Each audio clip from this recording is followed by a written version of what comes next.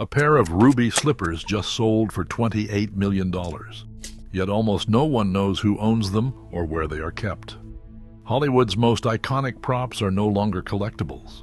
They are secret financial weapons, traded in shadows and locked away from public view. This is how the world's most beloved movie artifacts quietly vanished, and it raises a new question no fan expected. Who really has the keys to Hollywood's hidden gold? Inside the world's top auction houses, high-value movie props are now traded with a level of secrecy once reserved for fine art and rare jewels. A seven-figure threshold, barely imaginable before 2013, has become the new minimum for the most coveted pieces. Auction specialists no longer advertise to the general public. Instead, they work behind closed doors, reaching out to billionaire collectors and hedge fund managers through private sales desks and invitation-only previews. This is a market built on secrecy. Every step is engineered for confidentiality. Bidder numbers replace names, and proxy agents often stand in for the real buyers, masking identities even from the auctioneer. Legal contracts include strict confidentiality clauses that promise no details of the sale, nor the buyer's identity, will ever be disclosed. This is enforced as a matter of confidentiality. For the highest lots, auction houses offer guarantees to sellers, sometimes backed by third-party financiers, ensuring the item will sell for a minimum price regardless of who wins. This structure attracts investors looking for alternative assets rather than lifelong fans. The mechanics of these deals, masked bidding, anonymous phone lines, and financial guarantees have turned Hollywood memorabilia into a private market where the true owners remain invisible and the public is left guessing. What was once a celebration of shared culture has become a realm defined by exclusivity and rarity. Scarcity is the new currency in the world of Hollywood memorabilia. The leap from fan favorite to million-dollar asset hinges on one thing: how few authentic examples exist and how well their history can be proven. After 2010, auction houses began relying on third-party authenticators to verify every detail: stitching, paint layers, even microscopic traces of studio materials. Chain of custody documents now travel with the item, tracking each owner and exhibition since the day it left the studio. A prop's value no longer comes from nostalgia alone, but from a forensic record of its journey. When provenance is airtight and no duplicates surface, the price can skyrocket overnight. The ruby slippers, for example, were subjected to years of forensic analysis before hitting the auction block, with experts cross-referencing MGM archives and restoration reports. Collectors and investors are now less interested in the memories these objects evoke than in the certainty that theirs is the only one that matters. This fierce competition for authenticated, one-of-a-kind props has fueled a market where a single item can ignite a bidding war among billionaires. The result is a new breed of cultural artifact, less a piece of movie history, more a financial instrument whose value is determined by its unbroken, verifiable story. In December 2024, a single pair of Dorothy's ruby slippers crossed the auction block at Bonham's and sold for $28 million, by far the highest price ever paid for a piece of Hollywood memorabilia. The bidding ended with a phone paddle, not a name, and the buyer's identity remains officially undisclosed. The slippers, authenticated through years of forensic work and a chain of custody stretching back to MGM's vaults, were one of only 4 confirmed pairs. Their journey has become a case study in modern rarity.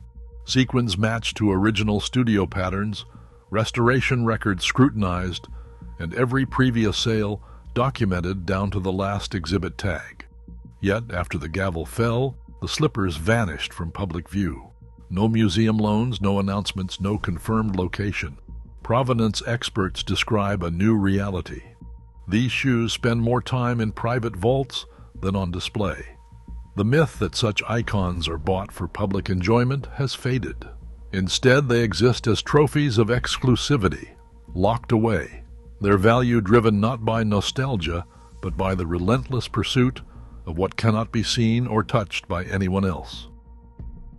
In 2013, the original Maltese Falcon statue from the 1941 film sold at Bonham's in New York for $4.1 million. The winning bidder was Steve Wynn, the casino magnate known for his appetite for high-stakes art.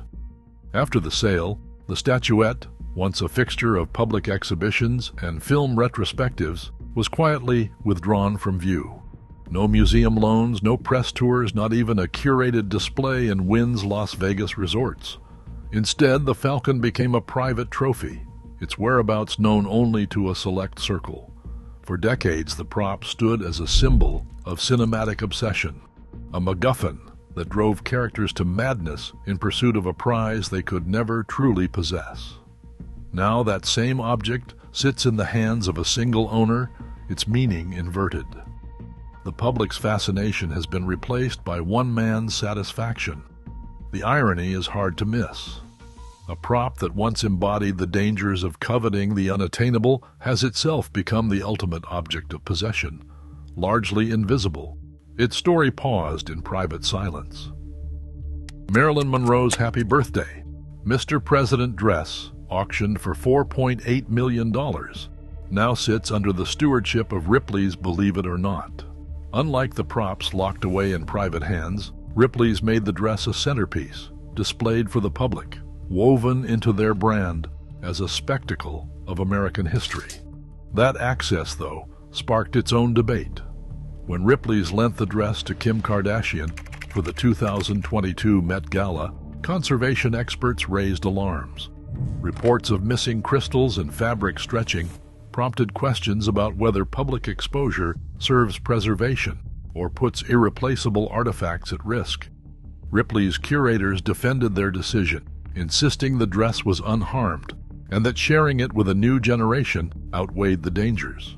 Contrast that with the fate of the Aston Martin DB5 from Goldfinger, sold for $6.4 million in 2019. The private buyer has refused every museum loan request, declining to place the car on public display. Instead, the DB5 is rumored to be stored in a secure facility, possibly a tax-advantaged vault, its location and even its condition unknown. Built to dazzle on screen, the car now lives in silence, its legacy maintained through secrecy rather than spectacle. Between public display and private sequestration lies a growing divide, one that shapes not just who can see these icons, but what they mean in the world today. In the shadows of the global art market, a parallel system protects the identities of those who acquire Hollywood's rarest props. At the heart of this secrecy are freeports, customs-bonded warehouses in places like Geneva and Singapore, where assets can remain for years without ever being officially imported. Inside these fortified zones, ownership records are shielded by layers of trusts, shell companies, and nominee buyers. The legal status is precise. Items are considered perpetually in transit, which means import taxes and value-added tax are deferred indefinitely. This arrangement allows a pair of slippers worth $28 million or a car worth $6 million to sit in climate-controlled limbo, with only a handful of facility operators ever knowing what is stored behind the steel doors. Monthly rents can reach 5 figures, but the real value is in the opacity. In Geneva, for example, Swiss law once allowed complete anonymity. No names on customs paperwork, just numbered accounts. Even after recent reforms, beneficial owners are rarely revealed to the public, and transactions inside the freeport can change hands without ever triggering a tax event or public record. For collectors seeking privacy and for advisors crafting tax strategies, these warehouses offer something more than security. They offer invisibility. Behind the locked doors of private vaults and freeports, the icons of Hollywood are kept safe from the elements and also kept away from the public. Museum curators face a maze of restrictions when they try to borrow these treasures. Tax-deferred status in bonded warehouses means that moving an item, even for a temporary exhibit, can trigger a cascade of customs filings, financial guarantees, and regulatory scrutiny. Owners, advised by lawyers and accountants, often decline loan requests not out of malice, but out of convenience and caution. Loaning a pair of slippers valued at $28 million, or a Bond car valued in the millions, means risking both their pristine condition and their tax advantage. Recent anti-money laundering reforms have added another layer, requiring owners to disclose identities and origins if they move an item across borders. That requirement further discourages any break from secrecy. The result is a paradox. The world's most beloved props are preserved in perfect darkness, their stories intact but inaccessible. For the public, the loss is measured not in dollars, but in the silence where wonder used to be. Today, cinema's icons are locked away as private assets, their cultural power silenced by secrecy. As billionaires and institutions compete for ownership, public access shrinks. What once united audiences now vanishes behind closed doors, a reminder that value, in the end, is decided by who gets to see. When you go behind the camera, you learn one thing fast. The strongest performances often came from days when the actors were barely holding on. Classic films are full of scenes where someone cracked for real, and the director either missed it or loved it enough to leave it in. Oliver Hardy's first break. Silent comedy in the 1920s had one hard rule: you did not look at the camera. The audience watched the scene. The actors pretended the audience was not there. Oliver Hardy did not get that memo on one early job. In 1927, he was working on the silent feature Sailors Beware with Stan Laurel. At that point, the two were still becoming the Laurel and Hardy team people know from later shorts. The style was rougher, the timing was still forming. The gags were not yet built around Hardy's slow burn. Hardy was already a studio veteran by then. He had appeared in dozens of short films for different companies. He knew how to hit his marks and how to repeat a routine for the camera.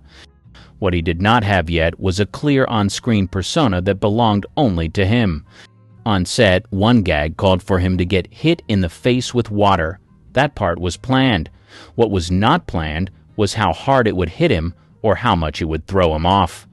Hardy took the splash full on.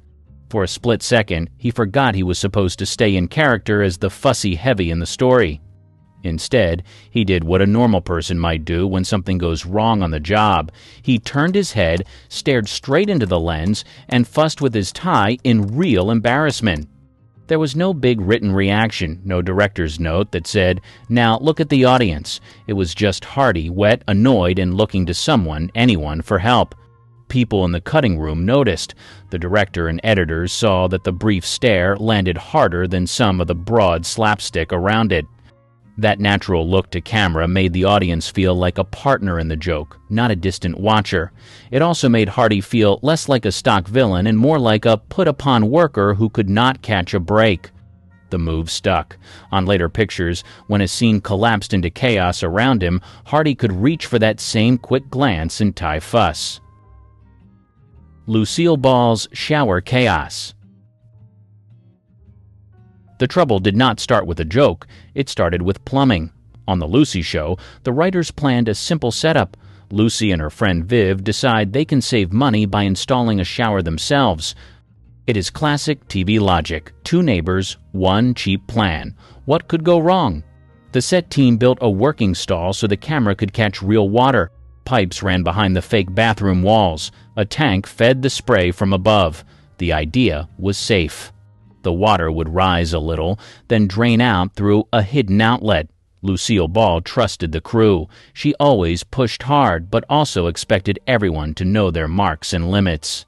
During the main take, something went off script. Ball and Vivian Vance stepped into the stall in their goofy work clothes. They joked, slipped, and wrestled with the curtain on cue. Then the water level kept climbing. The drain was not clearing the way it had in rehearsal. The spray kept coming.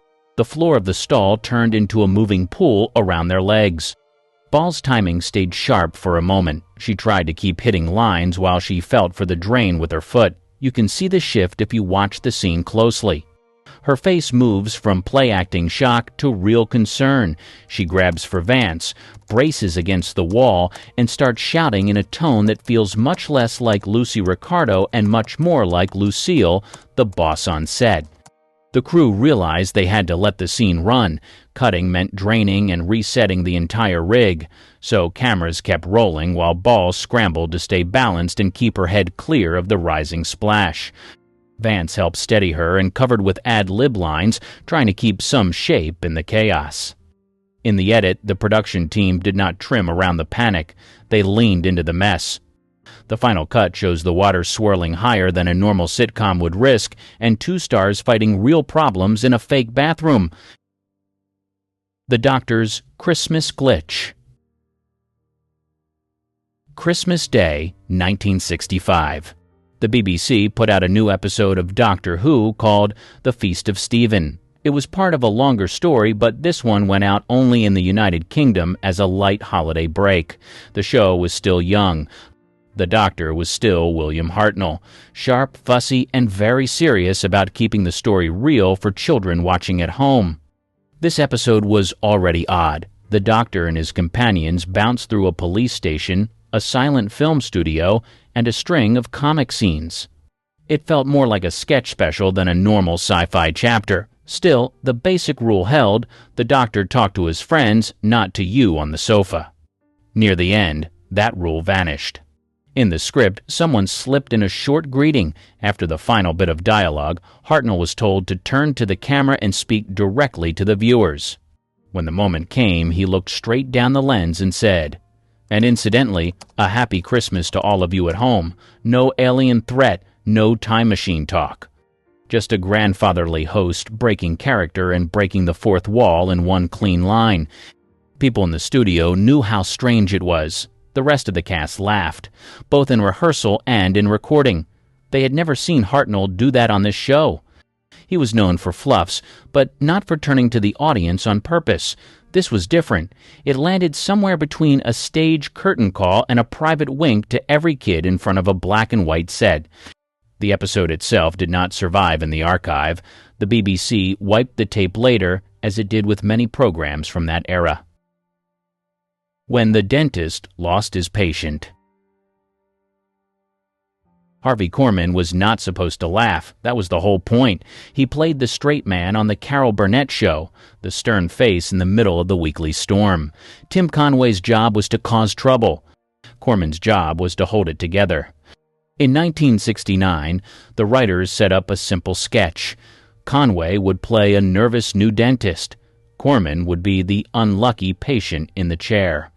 The dentist reads the manual as he goes, gives himself a shot of painkiller by mistake, and slowly loses control of his body. On paper, it was funny but neat. The beats were laid out. The blocking was planned. On the night, Conway kept going past the page. He dragged each pause. He changed timing. He leaned into every clumsy move. At one point, he pretended his arm was numb, then his leg, then his whole side. Chairs twisted. Tools slipped. He hung over Korman at strange angles and pushed each gag just a little longer than anyone expected. Korman tried to stay in character as a worried patient. You can see him press his lips together and look away. Then his shoulders start to shake. Tears form in his eyes. He is not playing fear anymore. He is fighting back loud, real laughter. When Conway pretends to stab his own leg and reacts with a frozen face, something inside Korman just gives out. From that point on, the sketch belongs to Conway and the audience. Korman covers his mouth. He turns red. He gasps for air between lines. He is no longer the calm foil. He is a man trapped in a scene that keeps getting funnier in ways he did not plan for. The cameras hold on him anyway. The director knows this is gold. They kept the take. The broadcast version shows every break, every tear, every loss of control. When Clouseau broke Lady Lytton? By the mid-1970s, Peter Sellers had turned Inspector Clouseau into a walking disaster. The return of the Pink Panther in 1975 pushed that even further. The plot centered on the theft of the famous diamond once again, but the real show came from watching Sellers trip over his own case and everyone around him. Catherine Schell played Lady Claudine Lytton, smooth and stylish, meant to glide calmly through Clouseau's mess. On paper, she was a cool inside player who always stayed one move ahead. The trouble was that Sellers did not always stick to what was on paper. He had a habit of adding strange pauses, new lines, and random bits of business without warning. Several scenes between Clouseau and Lady Lytton were filmed with that loose style. Sellers would show up in a disguise, act far more clumsy than the script required, or stretch a simple exchange until it reached the edge of breaking. Schell has later said in interviews that she found it almost impossible not to laugh. You can spot the cracks in the finished film. In some shots, Schell's character should be annoyed or bored, yet there is a smile pulling at the corner of her mouth. Her eyes light up in ways that do not fit a woman trying to keep a secret or hide a plan. At one point, as Clouseau blunders around her living room, she covers her face for half a second and then recovers. That tiny move plays as an actress catching herself just before a full laugh breaks out. People who worked on the series later joked that making it through a full Clouseau scene without breaking was almost a stunt in itself. Sellers might repeat a bit with a different timing, or suddenly lean into someone's space with an extra gag just to see what would happen. Schell became one of the clearest examples of how hard that job could be when the cameras rolled. Director Blake Edwards did not reshoot to iron out those tiny slips. Rather than chase a perfectly straight performance, he let those little human breaks stay on screen. As a result, Lady Lytton sometimes looks like she is barely holding it together because the person playing her truly was. When the West cracked up, Blazing Saddles came out in 1974 with one clear goal. It wanted to break every polite rule of the classic Western. The film mocked small-town racism, studio cliches, and even the frame of the movie itself. Under all that noise sat a quiet campfire scene that held one of its strongest unscripted breaks. In that scene, Cleavon Little as Sheriff Bart and Gene Wilder as the Waco Kid share a late-night talk. Bart asks why the town hates him. The Waco Kid gives a slow answer about how narrow and cruel people can be. Then, he drops the line that fans still quote. He calls them the common clay of the New West. You know, morons. The words were written, but the way Wilder delivered them caught his partner off guard. The line comes out soft, dry, and almost gentle. Little tries to keep a sad, steady face, yet a grin starts to form. His expression twitches. His eyes drop away from Wilder for a moment. For a few seconds, he looks less like a worn-out sheriff and more like an actor who just heard a perfect joke at the wrong time. Wilder has his own small tell in the shot. Right after the punchline, he glances upward, then back, as if checking whether that take will stand. The rhythm feels loose and conversational, not a strict reading of the page. There is no hard cut to cover it. The camera simply lingers on both men, while the mood shifts from heavy talk to barely contained laughter. People close to the production have pointed to that exchange as a real crack that slipped into the final film. Cast and crew who watched rushes noticed that Little's face never fully settles back into smooth control at the end of the scene. The small smile stays in place as a trace of the laugh he could not quite suppress. Director Mel Brooks chose not to fix that break. He let the scene play out with the near slip built in. When Farley flattened the room, Studio 8H on a Saturday in 1993 was already used to chaos. Saturday Night Live went out live, so whatever happened at 11:30 was what the country saw. The Matt Foley motivational speaker sketch pushed that to a new level. The basic setup was simple. A suburban couple invites a speaker to scare their kids straight. David Spade and guest host Christina Applegate play the teens.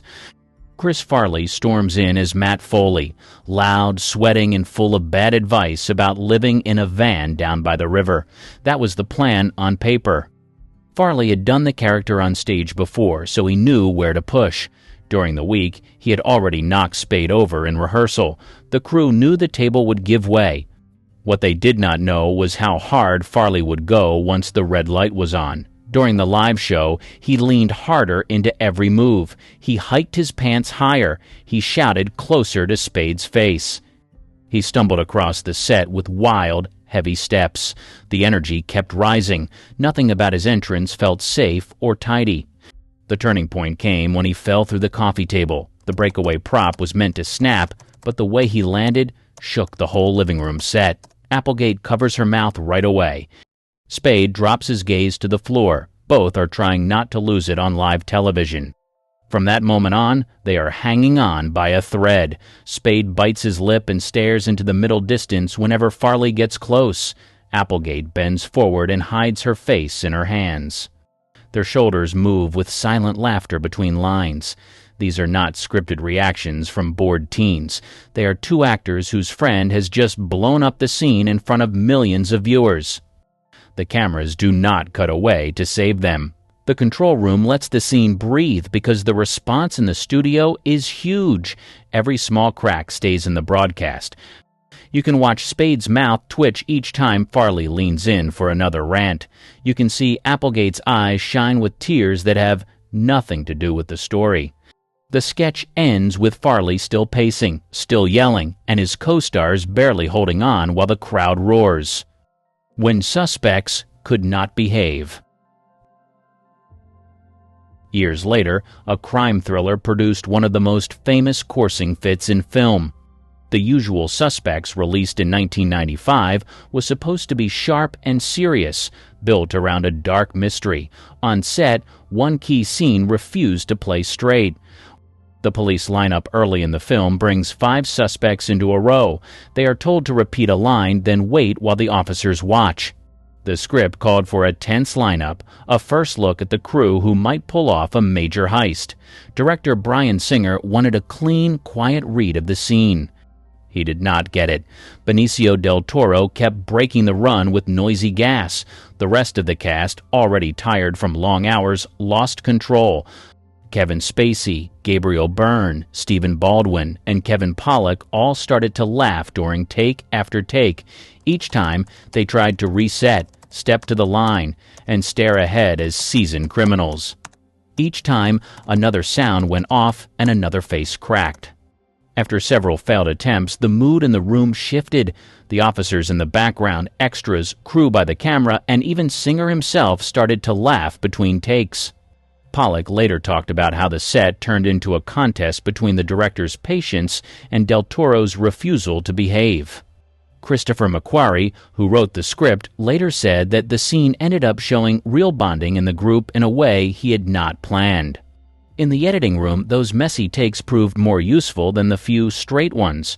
The cut of the lineup scene uses small flashes from different ruined runs. Small grins slip out as the men repeat the line. Shoulders shake. A couple of them glance sideways with clear amusement. On the soundtrack, the repeated order from the officer ties the pieces into one steady moment.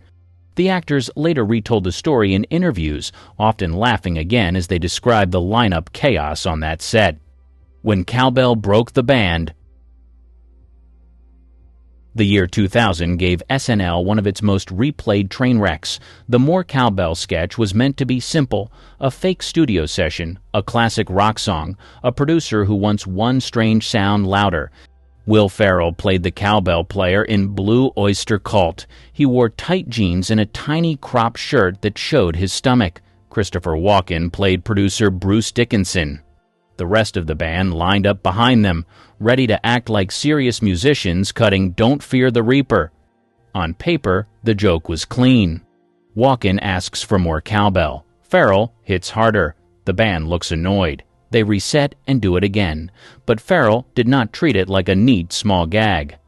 Every time the music started, he swung his arms with full force. He stepped into other people's space. He banged the cowbell inches from their faces. He shook his whole body so the little shirt rode up even more. The cast tried to keep straight faces at first. Chris Parnell, playing the lead singer, holds on for a while, jaw tight, eyes forward. The real trouble sits on the side of the frame. Jimmy Fallon starts to crack almost right away. He turns his head down. His mouth bends into a smile he cannot hide. At one point, he covers his face with his hand while the cameras are still on him. Walken stays locked in as Dickinson. He stares, points, and repeats the line that people now quote back to him in public. He has a fever, and the cure is more cowbell. Around him, though, the band is falling apart. You can see shoulders shake and eyes squeeze shut as they try not to laugh. The control room could have cut around those slips. They did not.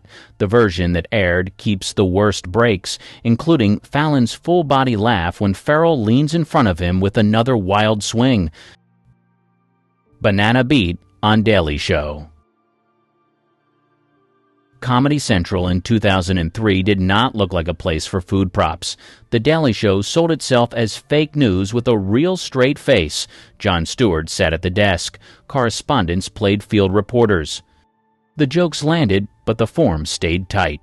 Stephen Colbert's pieces often pressed that form. In one segment about a British tabloid scandal around Prince Charles, he went a step further. The story hinted at a private act without spelling it out. Standards meant the show could not describe the claim in detail. Colbert's job was to walk that line and still get a laugh. He began the report in full correspondent mode, suit on, graphics over his shoulder, calm delivery. He explained that the papers were buzzing, but that it would be irresponsible to repeat the most vivid version of the rumor. The audience laughed, but it was still a normal bit. Then he reached off screen and picked up a banana. The move was not written in the usual straight news style. Colbert peeled the fruit slowly while talking about the press coverage. He then took a very deliberate bite, holding eye contact just a little too long. The studio erupted. You can see the moment he breaks himself. A smile slips over his face as he chews. His voice wobbles for half a sentence. The formal mask of the veteran correspondent starts to fall away. Stewart, off to the side, begins to giggle. By the time they cut back to the desk, Stewart is gone. He leans back in his chair, wiping his eyes, unable to finish the handoff with a clean line. Colbert tries to keep going in split screen, but keeps laughing between phrases. They both know they have stepped out of their fake news roles and into something closer to comics, cracking each other up at a club. Imagine a Hollywood where the stars you know and love didn't just grace the silver screen, but also battled demons so dark they could rival any movie villain. What if I told you that some of the most iconic faces in film history had lives that were more tragic than the roles they played? Buckle up, because we're diving deep into the untold stories of Golden Age Hollywood actors and actresses who drank themselves to death, cut short by their own vices. You won't believe how their dazzling careers turned into real-life horror stories. Jean Seberg, The American in Paris, Lost, but never forgotten. A symbol of the French New Wave cinema, she was an American actress who found fame across the Atlantic. Born on November 13, 1938, in Marshalltown, Iowa, she was catapulted to international stardom with her role in Jean-Luc Godard's Breathless, 1960. Her pixie haircut and gamine beauty became iconic, influencing fashion and film for years to come. However, her life was far from the glamour it seemed. She became involved in political activism, supporting civil rights and anti-war movements, which drew the attention of the FBI. The agency's surveillance and harassment took a severe emotional toll on her, leading her to seek solace in alcohol. Her drinking became a way to cope with the constant stress and anxiety, affecting her career and personal relationships. In the late 1960s and early 1970s, she faced a series of personal tragedies, including a stillbirth, which was widely publicized due to the FBI's smear campaign against her. Her mental health deteriorated, and her reliance on alcohol became more pronounced. On September 8, 1979, she was found dead in her car in Paris. But many believe that her years of alcohol abuse and the emotional trauma inflicted by the FBI's harassment played a significant role in her tragic end at the age of 40. Carol Landis, the blonde bombshell's descent into darkness.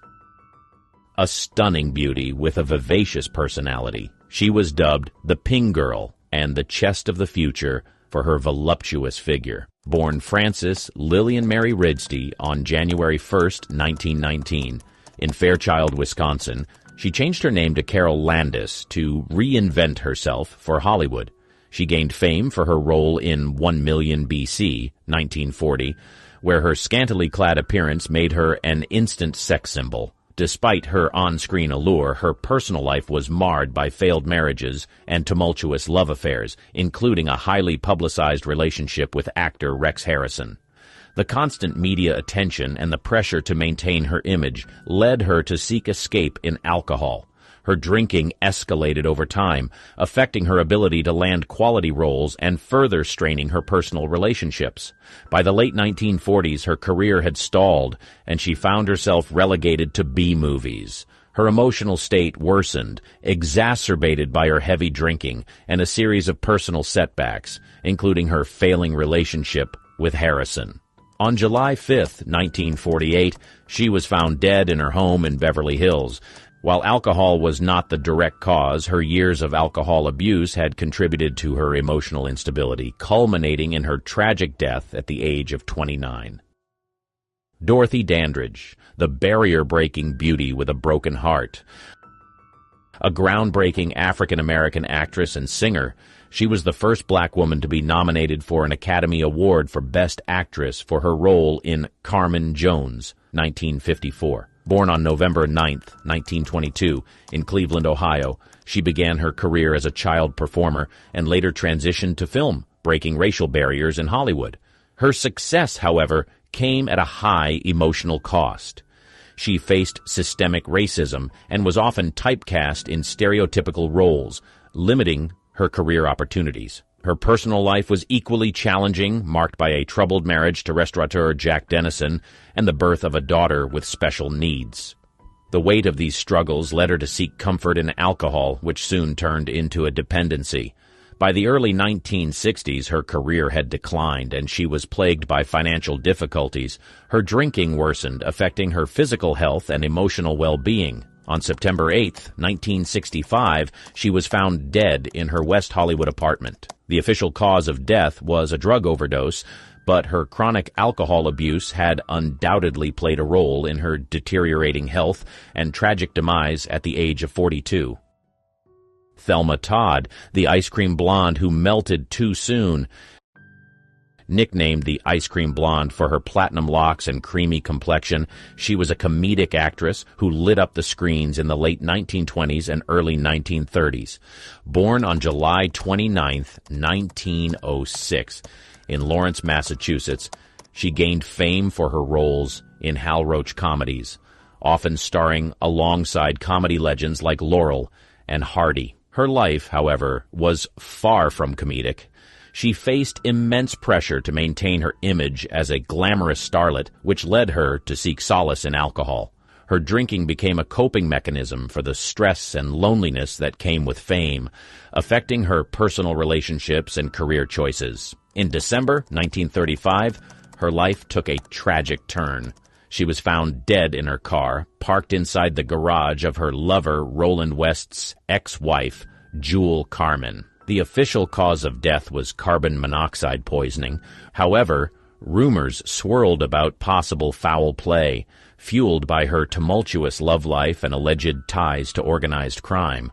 While her death remains shrouded in mystery, her years of alcohol abuse had undoubtedly taken a toll on her emotional and physical health, making her more vulnerable to the tragic circumstances that led to her untimely death at the age of 29. Lupe Velez, the Mexican Spitfire's final flame. Known as the Mexican Spitfire, she was a force of nature both on and off the screen. Born Maria Guadalupe Villalobos Velez on July 18, 1908, in San Luis Potosi, Mexico, she moved to the United States to pursue a career in entertainment. She quickly gained fame for her roles in films like The Gaucho, 1927, and Wolf Song, 1929, often portraying fiery and passionate characters. Her personal life was equally tempestuous, marked by high-profile relationships and marriages, including a tumultuous union with actor Johnny Weissmuller. The constant media scrutiny and the pressure to maintain her vivacious public persona led her to alcohol as a coping mechanism. Her drinking escalated over the years, affecting her career and contributing to the breakdown of her relationships. By the early 1940s, her career had waned, and she found herself grappling with personal issues, including an unplanned pregnancy from a relationship with actor Harold Ramond. On December 13, 1944, she was found dead in her Beverly Hills home. Her chronic alcohol abuse had undoubtedly played a role in her emotional turmoil, leading to her tragic end at the age of 36. Frances Farmer, the rebel soul crushed by the system. A talented actress with a rebellious streak, she was known for her beauty and intelligence, but became infamous for her clashes with studio executives and law enforcement. Born on September 19, 1913, in Seattle, Washington, she gained early fame for her role in Come and Get It, 1936, which showcased her natural talent and screen presence. However, her outspoken nature and refusal to conform to Hollywood norms made her a target for negative press and studio backlash. Her career took a nosedive, and she found solace in alcohol, which soon turned into a full-blown addiction. Her drinking led to erratic behavior, arrests, and eventually involuntary commitment to psychiatric institutions where she underwent electroconvulsive therapy. By the 1950s, her career was virtually over, and she lived in obscurity, working various jobs to make ends meet. Her health deteriorated rapidly, exacerbated by years of alcohol abuse and the physical and emotional toll of her institutionalizations. On August 1, 1970, she died of esophageal cancer in Indianapolis, Indiana. While the official cause of death was cancer, her years of alcohol abuse had significantly contributed to her declining health and tragic end at the age of 56. Peg Entwistle, the Broadway starlet who jumped off the Hollywood sign. A promising actress with roots in Broadway, she became famous not for her roles in films or plays, but for her tragic end. Born Millicent Lillian Entwistle on February 5, 1908, in Port Talbot, Wales, she moved to New York City to pursue a career in acting. She found moderate success on Broadway, but decided to try her luck in Hollywood, hoping for a breakthrough. Her Hollywood dream, however, quickly turned into a nightmare. She struggled to find meaningful roles and faced constant rejection, which took a toll on her mental health. The stress and disappointment led her to alcohol, which she used to numb her emotional pain. In September 1932, her life came to a tragic end. She climbed the Hollywoodland sign, then an advertisement for a housing development, and jumped off the letter H. She was only 24 years old. Her death note read, "I am afraid, I am a coward, I am sorry for everything."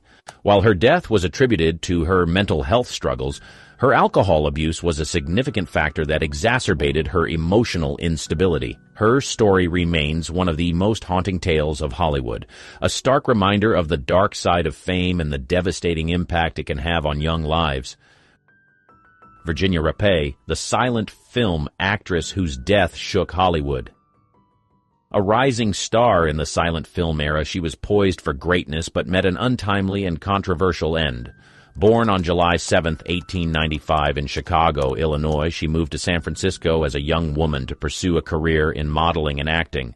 Her beauty and talent caught the eye of filmmakers, and she appeared in a series of short films, gradually making her way to Hollywood. Her life took a dark turn in 1921 during a party hosted by famous comedian Roscoe "Fatty" Arbuckle. She fell seriously ill at the event and died a few days later on September 9, 1921. Her death led to one of the first major Hollywood scandals, with Arbuckle accused of causing her death through sexual assault. Although he was eventually acquitted, the incident cast a long shadow over both their careers. While the exact circumstances of her death remain a subject of debate, it's widely acknowledged that her health was compromised by chronic cystitis, exacerbated by alcohol abuse. She was known to consume alcohol to cope with the pain from her condition, but the substance likely worsened her health and contributed to her tragic demise at the age of 26. Her story serves as a grim example of how the pressures of Hollywood fame, coupled with personal vulnerabilities, can lead to tragic outcomes, forever altering the course of promising young lives. Wallace Reed, the matinee idol consumed by addiction. A heartthrob of the silent film era, he was the epitome of the all-American hero on screen. Born on April 15, 1891 in St. Louis, Missouri, he quickly rose to stardom with his good looks and natural acting ability, starring in It's Like the Birth of a Nation at 1915 and The Roaring Road in 1919. Off-screen, however, he faced a battle that he couldn't win. During the filming of The Valley of the Giants in 1919, he was injured in a train wreck and prescribed morphine for his pain. The prescription turned into an addiction, one that he supplemented with alcohol as his tolerance for morphine grew. Despite his substance abuse, he continued to work at a frenetic pace, further damaging his already fragile health. His addiction became public knowledge, and the studio tried to help him by sending him to a sanitarium. However, the damage was done. His health deteriorated rapidly, and he was plagued by bouts of pneumonia and influenza, exacerbated by his weakened immune system due to years of substance abuse. On January 18, 1923, he died in a sanitarium in Pasadena, California, at the age of 31. The official cause of death was listed as influenza, but it was clear that his years of alcohol and morphine abuse had taken their toll, cutting short a promising career and life. John Gilbert, the silent film star, silenced by his demons. A leading man of the silent film era, he was often compared to greats like Rudolph Valentino for his romantic roles.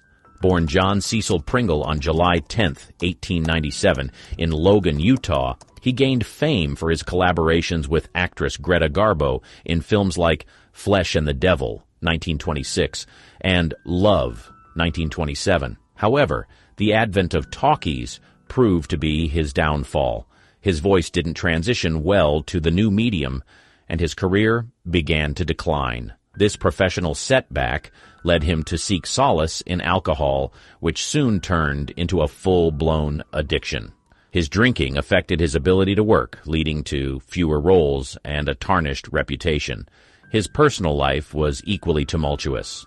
He had a series of failed marriages and relationships, adding to his emotional turmoil. His health began to deteriorate due to his excessive drinking, leading to severe liver problems and other complications. On January 9, 1936, he died from a heart attack, exacerbated by his years of alcohol abuse. He was only 38 years old. His death marked the end of a career that had once been full of promise but was ultimately undone by the pressures of fame and his struggles with addiction. Bela Lugosi, the man behind Dracula's cape, best known for his iconic role as Count Dracula in the 1931 film Dracula, he was a Hungarian-American actor who became a legend in horror cinema. Born Bela Ferenc Dezo Blasco on October 20th, 1882, in Lugos, Hungary, he immigrated to the United States in 1920 and quickly found work in Hollywood.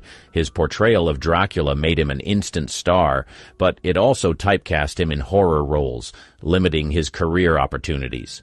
As the years passed, the roles became less frequent and less prestigious. This decline in his career led him to seek comfort in morphine and methadone, substances he initially used to treat chronic sciatica. His addiction worsened over time, affecting both his professional and personal life. Multiple attempts at rehabilitation failed, and his health deteriorated rapidly. He was virtually forgotten by the industry that once celebrated him, and he spent his final years in near obscurity. On August 16, 1956, he passed away in his Los Angeles apartment from a heart attack, but his years of substance abuse had undoubtedly contributed to his poor health. He was 73 years old. His life serves as a cautionary tale of the pitfalls of typecasting and the devastating effects of addiction, even for those who once stood at the pinnacle of Hollywood fame. Lou Tellegen, the dashing actor whose flame burned out too soon. A Dutch actor and director, he was once considered one of the most handsome men in Hollywood.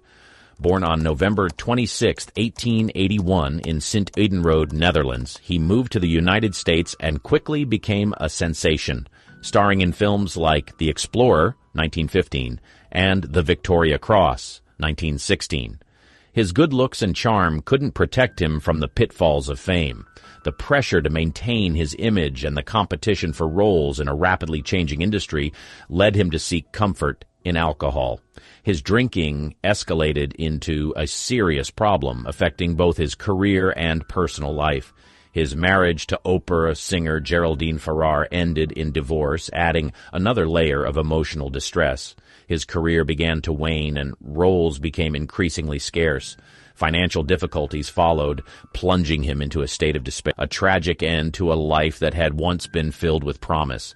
He was 52 years old. His death shocked Hollywood and his fans, serving as a grim reminder of the destructive power of fame and addiction. Olive Thomas, the Ziegfeld Girl. A stunning beauty and one of the original Ziegfeld Foley's girls, she was on the cusp of major stardom. Born on October 20th, 1894 in Charleroi, Pennsylvania, she moved to New York City to pursue a career in modeling and acting. Her beauty quickly caught the eye of Florenz Ziegfeld, and she became one of his famed Ziegfeld girls. Her transition to films was seamless, and she starred in several silent films like The Flapper, 1920, and Everybody's Sweetheart, 1920. However, the pressures of her rapid rise to fame began to weigh on her. She married actor Jack Pickford, the younger brother of silent film star Mary Pickford, but the marriage was fraught with difficulties, including both of them engaging in excessive drinking. In a tragic turn of events, while on a second honeymoon in Paris, she ingested mercury bichloride, a toxic substance. The circumstances remain unclear, but it's widely believed to have been an accident, possibly fueled by her intoxicated state. She died on September 10, 1920, at the age of 25, just as her career was taking off. Her untimely death shocked Hollywood and her fans, and her story serves as a cautionary tale about the perils of fame and the destructive potential of substance abuse. As the spotlight dims on these tragic tales, you might be left wondering, what's the real cost of fame? These stories are not just footnotes in Hollywood history. They're cautionary tales that echo through time, reminding us that stardom has its dark side. They dazzled on the silver screen, their beauty and talent capturing the hearts of millions. But behind the fame and celebrity of Hollywood's golden age, there was a darker story, a tale of tragedy, addiction, and lives cut short. From Clara Bow, the original It Girl, to Carole Lombard, the queen of screwball comedies, these actresses had it all: fame, fortune, and adoration. Yet each faced a battle they couldn't win, a battle with the bottle that would ultimately lead to their downfall. Meet the Hollywood actors who drank themselves to death. Get ready for a journey into the hidden chapters of Hollywood history, where the spotlight shines not on their stardom, but on their struggles and the lessons they left behind. Clara Bow, the original It Girl, drowned in a sea of alcohol. She burst onto the Hollywood scene in the 1920s, becoming an instant sensation and the epitome of the roaring 20s flapper lifestyle. Born on July 29, 1905. In Brooklyn, New York, she rose from a life of poverty to become one of the biggest stars of the silent film era. Her breakthrough came in 1927 with the film It, earning her the nickname the It Girl. However, the pressures of fame took a toll on her mental health. Clara struggled with severe anxiety and turned to alcohol as a coping mechanism. Her drinking escalated during the transition from silent films to talkies, a period that saw many stars of her era fade into obscurity. She was often seen intoxicated at Hollywood parties, and her behavior became increasingly erratic. In 1931, she abruptly retired from acting, citing nervous breakdowns and extreme stress. Her marriage to actor Rex Bell in 1931 seemed like a new chapter, but her alcoholism continued to plague her. Clara was hospitalized multiple times for her mental health issues, exacerbated by her heavy drinking. She spent her later years in seclusion, far removed from the Hollywood spotlight, until her death on September 27, 1965, from a heart attack. While the official cause of death was not directly attributed to alcohol, her years of heavy drinking had undoubtedly taken a toll on her health. Jean Harlow, Hollywood's original blonde, bombshell, succumbs to illness and addiction. She was the original blonde bombshell, captivating audiences with her platinum blonde hair and sultry screen presence. Born Harlan Harlow Carpenter on March 3, 1911 in Kansas City, Missouri, she moved to Hollywood at a young age and quickly rose to stardom. Her breakthrough role came in Howard Hughes' Hell's Angels in 1930, and she became one of the biggest box office draws of the 1930s. Life in the fast lane came with its own set of challenges. The pressures of fame, coupled with a tumultuous personal life, led her to seek solace in alcohol. Her drinking habits were well known within Hollywood circles, often overshadowing her professional achievements. She was married 3 times, each relationship fraught with issues exacerbated by her alcoholism. In 1937, she began experiencing health issues, including extreme fatigue and nausea. Despite her symptoms, she continued to work on the film Saratoga. Tragically, her health rapidly deteriorated, and she was hospitalized for kidney failure. On June 7, 1937, she passed away at the young age of 26. The official cause of death was listed as cerebral edema, a complication of kidney failure. While alcohol was not cited as the direct cause, her years of heavy drinking had undoubtedly contributed to her poor health. Susan Hayward, a fiery talent engulfed by personal demons. A powerhouse on screen, she was known for her fiery red hair and equally fiery performances. Born Edith Mariner on June 30, 1917, in Brooklyn, New York, she moved to Hollywood and changed her name to Susan Hayward. Her career took off in the 1940s, earning her 5 Academy Award nominations and a win for I Want to Live in 1958. Despite her professional success, her personal life was fraught with challenges. She was married twice, first to actor Jess Barker, with whom she had a tumultuous relationship that ended in a bitter divorce in 1954. Her second marriage to Floyd Eaton Chalkley was happier but short-lived due to his sudden death in 1966. These personal setbacks led her to seek comfort in alcohol, a habit that escalated over the years. In the late 1960s, she began experiencing health issues, including frequent headaches and seizures. Doctors diagnosed her with brain cancer in 1972, a condition that many speculate could have been exacerbated by her years of heavy drinking and smoking. She underwent treatment, including chemotherapy and radiation, but her health continued to decline. On March 14, 1975, she passed away at her home in Beverly Hills. While alcohol was not the direct cause of her death, it had certainly played a role in her deteriorating health. Tallulah Bankhead, the eccentric star whose light dimmed too soon. A woman of many talents and even more controversies, she was as famous for her off-screen antics as she was for her on-screen performances. Born on January 31, 1902 in Huntsville, Alabama, she moved to New York City to pursue a career in acting. Her Broadway debut came in 1918, but it was her performance in The Little Foxes in 1939 that solidified her reputation as a formidable actress. Her lifestyle was as extravagant as her personality. Known for her wit, her parties were legendary, often lasting until the early hours of the morning. But this lifestyle came at a cost. She was a heavy smoker and drinker, habits that were exacerbated by her struggles with depression and various health issues.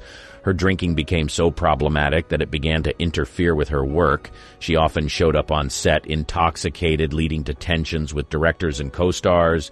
In the 1950s, her health began to decline rapidly. She suffered from multiple bouts of pneumonia and was diagnosed with emphysema and malnutrition, conditions worsened by her chronic alcoholism. Despite numerous hospitalizations, she continued to drink heavily until her death on December 12, 1968, from double pneumonia complicated by emphysema. While alcohol was not listed as the direct cause of her death, it was a contributing factor to her declining health and ultimately her demise. Greta Garbo, the enigmatic beauty haunted by loneliness.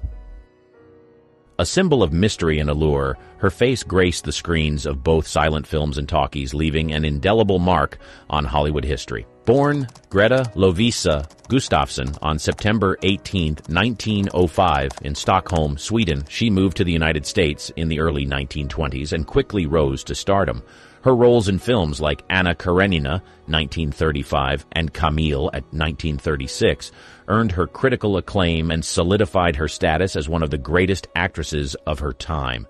Despite her on-screen charisma, she was intensely private and struggled with the pressures of fame.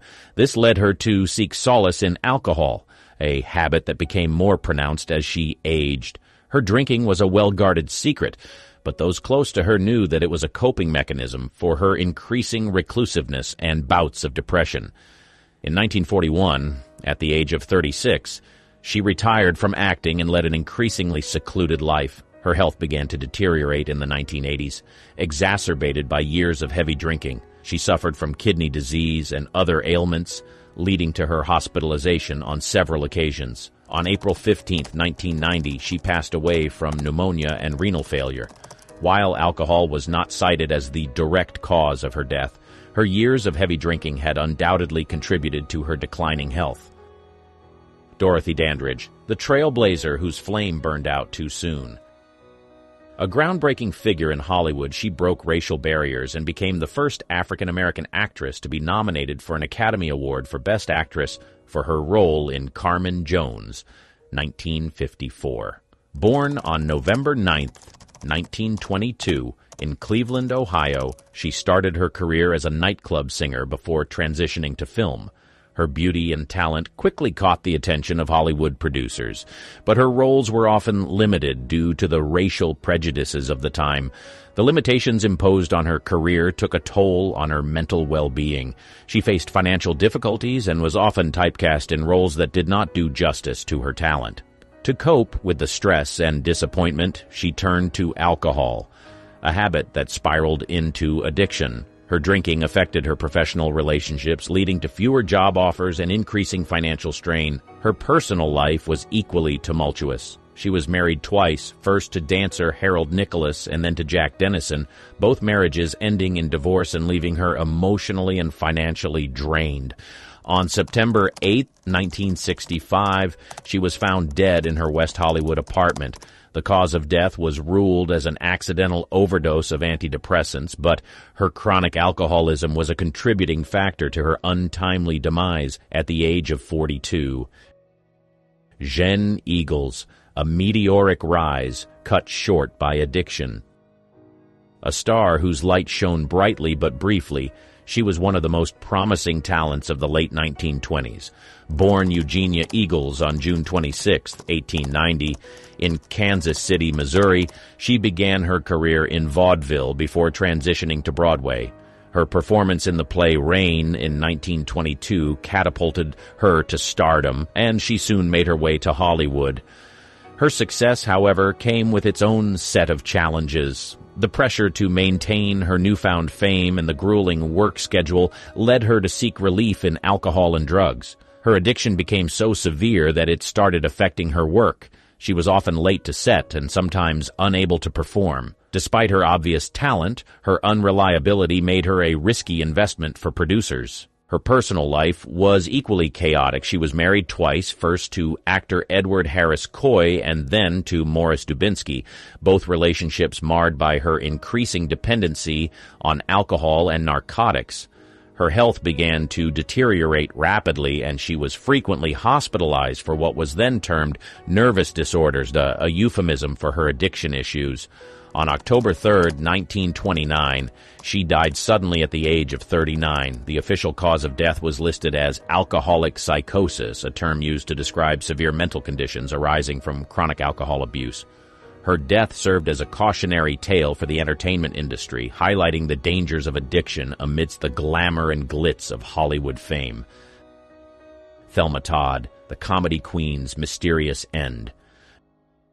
Known as the Ice Cream Blonde, she was a beloved comedic actress of the early 1930s. Born on July 29, 1906.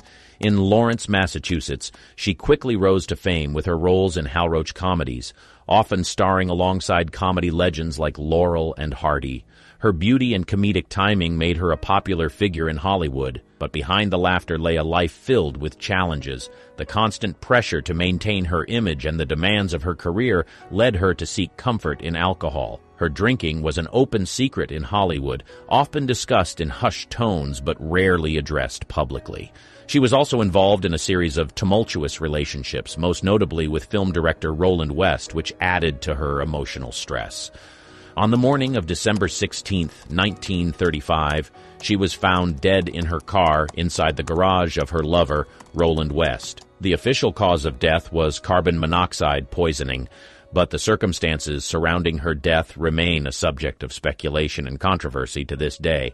Some believe it was a suicide, while others suspect foul play, possibly related to her involvement with organized crime figures who frequented her restaurant, Thelma Todd's Sidewalk Cafe. While alcohol was not directly implicated in her death, her years of heavy drinking had taken a toll on her emotional and physical well-being, contributing to the cloud of mystery that still hangs over her untimely demise at the age of 29. Lupe Velez, the Mexican Spitfire's tragic finale. Dubbed the Mexican Spitfire for her vivacious screen presence and fiery personality, she was a force to be reckoned with in Hollywood during the 1930s. Born Maria Guadalupe Villalobos Velez on July 18, 1908, in San Luis Potosi, Mexico, she moved to the United States in her late teens to pursue a career in entertainment. Her breakthrough came with the film The Gaucho in 1927, and she quickly became a household name. Her on-screen persona was larger than life, but off-screen, she struggled with the emotional toll of fame. Known for her tempestuous relationships, including a highly publicized marriage to actor Johnny Weissmuller, her personal life was a constant source of tabloid fodder. To cope with the stress, she turned to alcohol, a habit that spiraled into addiction over the years. Her career began to wane in the late 1930s, and she found it increasingly difficult to secure roles that matched her talent. This professional decline, coupled with her failed relationships, led her into a deep depression. On December 13th in 1944, she was found dead in her Beverly Hills home. The official cause of death was ruled as suicide by an overdose of Seconal, a barbiturate. While alcohol was not the direct cause, her chronic drinking had exacerbated her emotional instability, leading to her tragic end at the age of 36. Frances Farmer, the rebel, torn apart by Hollywood's machinery. A woman of immense talent and beauty, she was also one of Hollywood's most misunderstood figures. Born on September 19, 1913, in Seattle, Washington, she gained early fame for her controversial high school essay God Dies, which caught the attention of local newspapers. Her acting career took off with a theater scholarship, and she eventually made her way to Hollywood, starring in films like Come and Get It, 1936, and Son of Fury, 1942. Her outspoken nature and refusal to conform to Hollywood norms made her a target for the studio system. She was often at odds with producers and directors, leading to a decline in the quality of roles offered to her. To cope with the stress and disappointment, she turned to alcohol, which soon became a full-blown addiction. Her life took a darker turn in the 1940s, when she was arrested multiple times for drunk driving and assault. She was eventually committed to a mental institution where she underwent electroconvulsive therapy, a treatment that had devastating effects on her mental health. Despite attempts to revive her career in the 1950s, her health and spirit were broken, largely due to her years of alcohol abuse and the brutal treatment she received while institutionalized. On August 1, 1970, she died of esophageal cancer, a condition often linked to chronic alcohol abuse. While her death was not directly caused by alcohol, her years of drinking had undoubtedly contributed to her tragic life trajectory and early death at the age of 56. Judy Holliday, the comedic genius, silenced by illness. Best known for her Academy Award-winning role in Born Yesterday, 1950, she was a comedic actress whose intelligence and wit shone through every performance. Born Judith Tuvim on June 21, 1921 in New York City, she began her career in the theater before transitioning to film. Her roles often portrayed her as a dumb blonde, but those who knew her were aware of her sharp intellect and quick wit. Despite her on-screen success, she faced numerous challenges in her personal life. The pressures of fame and the scrutiny of the Hollywood blacklist during the McCarthy era took a toll on her emotional well-being. To cope, she turned to alcohol, a habit that gradually escalated into dependency. Her drinking was a poorly kept secret in Hollywood circles and began to affect her ability to secure quality roles. In the early 1960s, her health began to deteriorate. She was diagnosed with breast cancer but continued to work despite her illness. Her condition worsened, exacerbated by her years of heavy drinking, which had a detrimental effect on her overall health. On June 7, 1965, she passed away at the age of 43. While cancer was the official cause of her death, her chronic alcohol abuse had undoubtedly weakened her body, making it difficult for her to fight the disease. Vivien Leigh, the Southern belle who couldn't escape her demons. Immortalized for her role as Scarlett O'Hara in Gone with the Wind, 1939, she was the epitome of grace and beauty on screen. Born Vivian Mary Hartley on November 5, 1913, in Darjeeling, British India, she moved to England at a young age and pursued a career in acting. Her performance in Gone with the Wind earned her an Academy Award for Best Actress, and she later won another for A Streetcar Named Desire, 1951. Despite her professional triumphs, her personal life was fraught with difficulties. She suffered from bipolar disorder, a condition that was poorly understood at the time. The mood swings and depressive episodes associated with the disorder made her increasingly reliant on alcohol as a coping mechanism. Her drinking escalated over the years, affecting both her career and her marriage to actor Laurence Olivier. Her health began to decline in the late 1950s, exacerbated by her chronic tuberculosis, a condition she had battled since her youth. Her weakened immune system, further compromised by her alcohol abuse, made it difficult for her to recover. On July 8, 1967, she was found dead in her London apartment. The official cause of death was tuberculosis, but her years of alcohol abuse had undoubtedly contributed to her weakened state, leading to her untimely death at the age of 53. The stories of these actors and actresses are not just tales of personal tragedy, but also cautionary lessons about the darker aspects of Hollywood fame, the pressures of maintaining a public image, the grueling work schedules, and the scrutiny of the media can take a toll on even the most resilient individuals. For many, the escape they found in alcohol or substances led to a downward spiral that had irreversible consequences on their careers and lives. Hollywood's golden age sparkled with champagne toasts and velvet glamour on the surface. Behind closed doors, actresses kept gin in handbags, downed cocktails at script previews, and faced suspension if their image slipped. In a town obsessed with flawless stars, some of its brightest queens were anything but sober, pressured by contracts, studio doctors, and a culture that turned hangover into habit. The title says it all. These were the shameless, drunk Hollywood actresses, living wild while their reputations hung by a thread. But what pushed them from silver screen icons to coping in nightclub bathrooms and studio parties?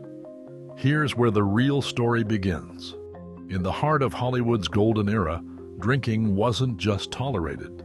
It was an art form. Studio executives toasted new scripts with gin fizzes before noon. Preview screenings came with trays of highballs, and the wrap party for a single film could last until sunrise.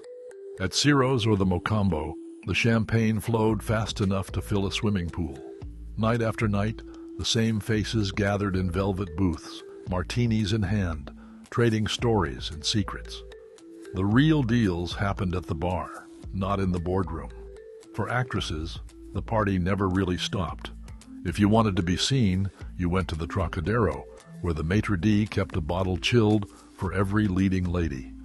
Some carried their own supply, flasks tucked into handbags, bottles stashed in dressing rooms, a private ritual before the cameras rolled.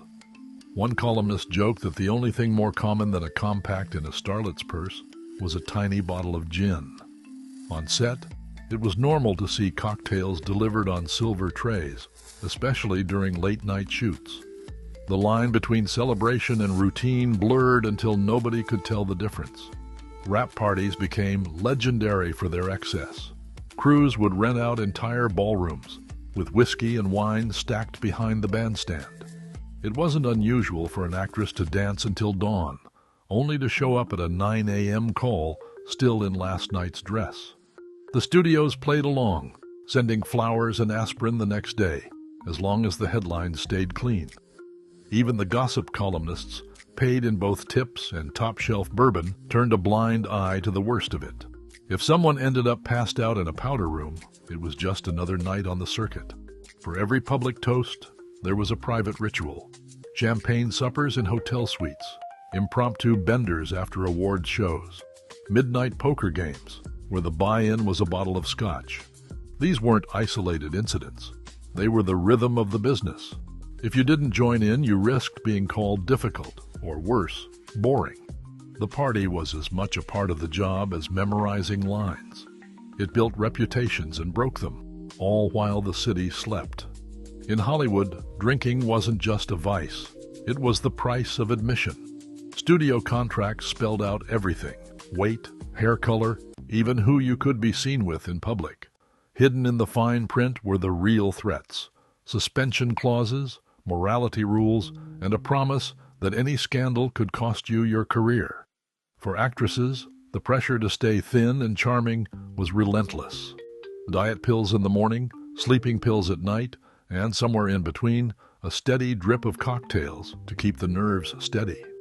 MGM, Warner Brothers, and Paramount all kept doctors on payroll.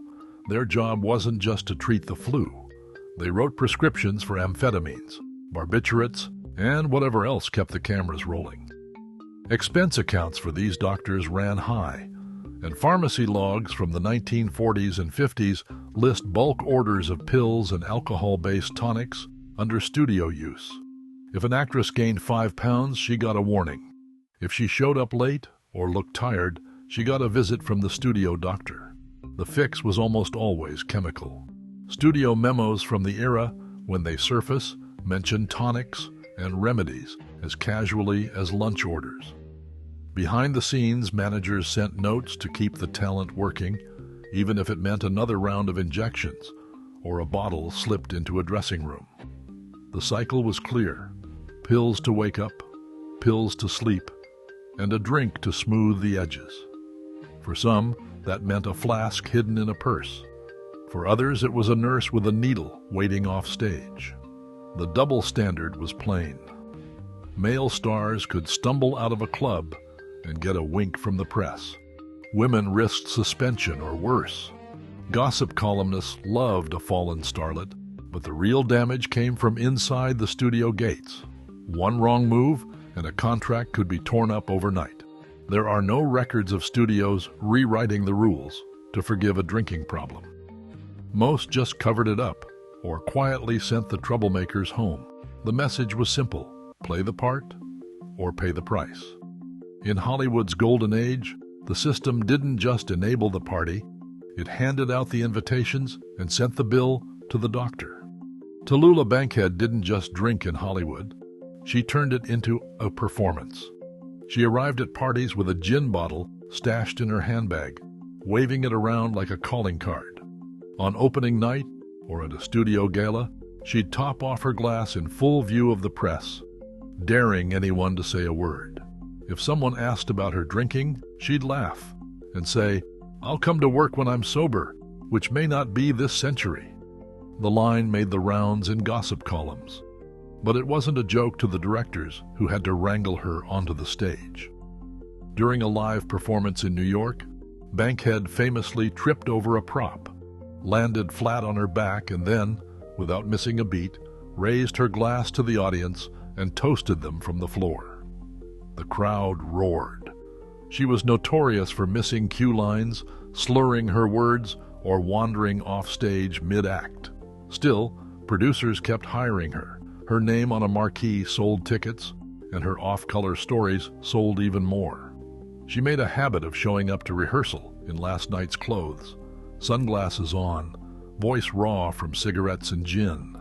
One stage manager said the trick wasn't getting her to rehearsal, but keeping her upright once she got there. She'd breeze through the first act, then start to fade by intermission. Sometimes she'd shout ad-libs from the wings, heckling her own co-stars. If a critic panned her, she sent a telegram. "Don't think I didn't notice. Next time, I'll drink more." Morality clauses and studio threats never stuck. Bankhead's popularity gave her cover, and her wild streak made her impossible to control. She mocked the whole system, rules, reputations, even her own failings. In a town built on secrets, Tallulah drank hers in public. For her, the scandal was the show. Judy Garland didn't get a choice.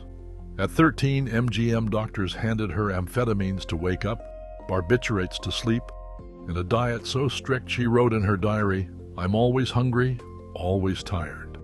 By 17, she was mixing the pills with whiskey, hiding the bottle in her makeup kit. Her mother called it medicine. The studio called it necessary. Garland called it survival. The cycle was brutal. Filming schedules stretched for days without rest, and when the lights finally dimmed, she was too wired to sleep. Crew members on Meet Me in St. Louis remembered her drifting through scenes, eyes glassy, voice trembling. Between takes, she'd slip away for another drink or a quick shot from the nurse. MGM's own payroll ledgers list special medical charges for Garland, coded expenses that covered everything from injections to private hotel rooms where she could crash between scenes. By the time summer stock started shooting in Garland was running on empty. She arrived late, sometimes not at all.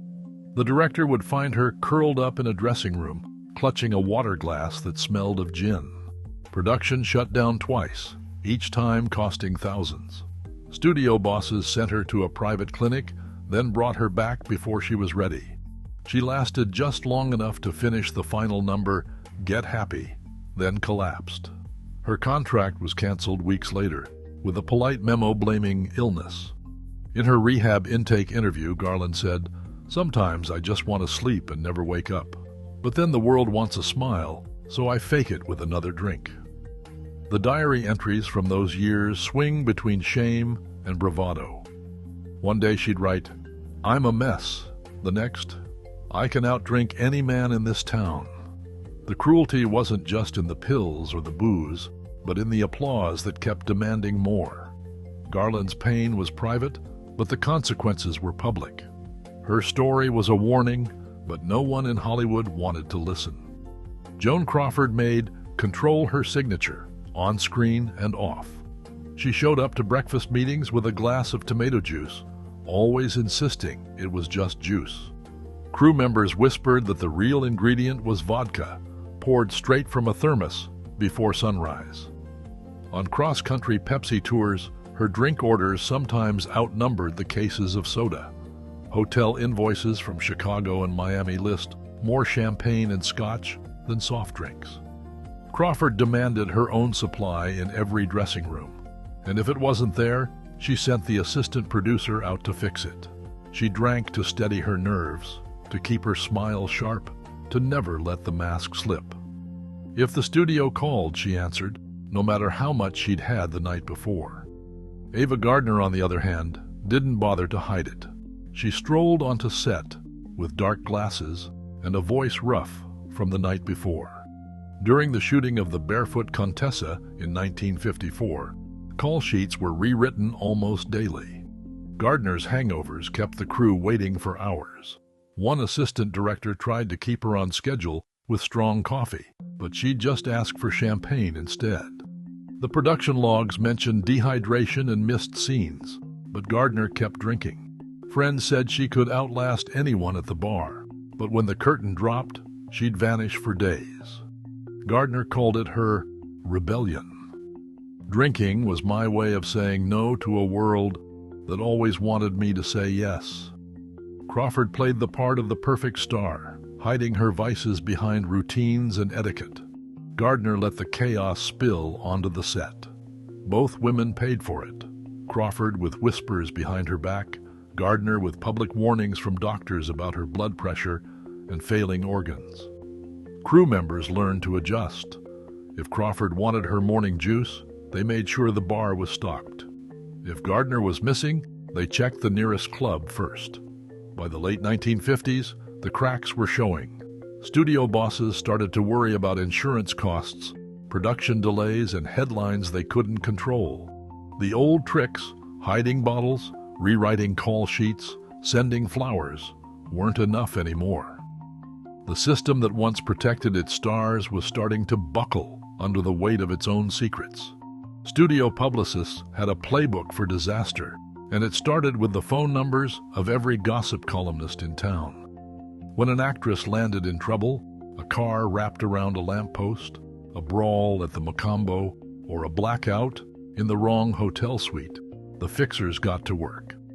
Hedda Hopper's office was the first stop. Studios sent flowers, jewelry, and sometimes plain envelopes stuffed with cash, all to keep her column free of scandal.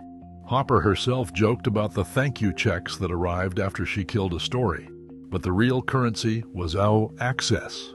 Studio exclusives, private screenings, even a new hat or two for her collection. Police logs told a different story. Arrest records for unknown actresses would appear, only to vanish days later. A night in the drunk tank turned into a stern warning and a quiet ride home, courtesy of a studio chauffeur. One former LAPD officer described shredding arrest slips at the request of a studio publicist, just doing my part for the industry. There were no receipts, no paper trail, just a handshake and a promise that the next premiere would have a police honor guard. Columnists like Luella Parsons and Hopper played both sides. They threatened to run stories unless the price was right, then cashed in with friendly coverage or silence. Studios bought the rights to memoirs never meant for print, paid for lavish gifts, and even arranged contracts to keep the press on a leash. The system was airtight. For every headline about a star's dazzling smile, there were 10 stories buried in a drawer, paid for in cash, favors, or the simple threat of losing access to Hollywood's golden circle. Studio lawyers knew the power of a single clause. Morality rules promised swift punishment for any actress who brought scorn or ridicule to the studio. But the real game happened in the margins.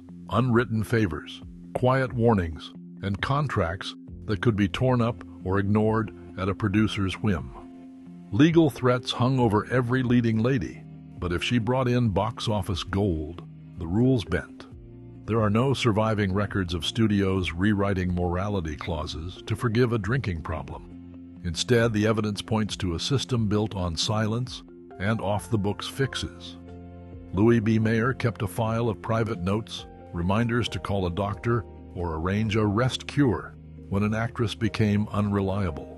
Studio expense accounts list vague charges for medical services and personal emergencies, but the details stop there. When Judy Garland missed too many days, MGM sent her to a private clinic, paid for with a cashier's check from an untraceable account. She came back thinner, quieter, and the cameras rolled again. The contract stayed the same. The problem was just renamed. Doctors on the payroll signed non-disclosure agreements. They wrote prescriptions for amphetamines, barbiturates, and sometimes just a bottle of whiskey labeled tonic. If an actress collapsed, the official story was exhaustion.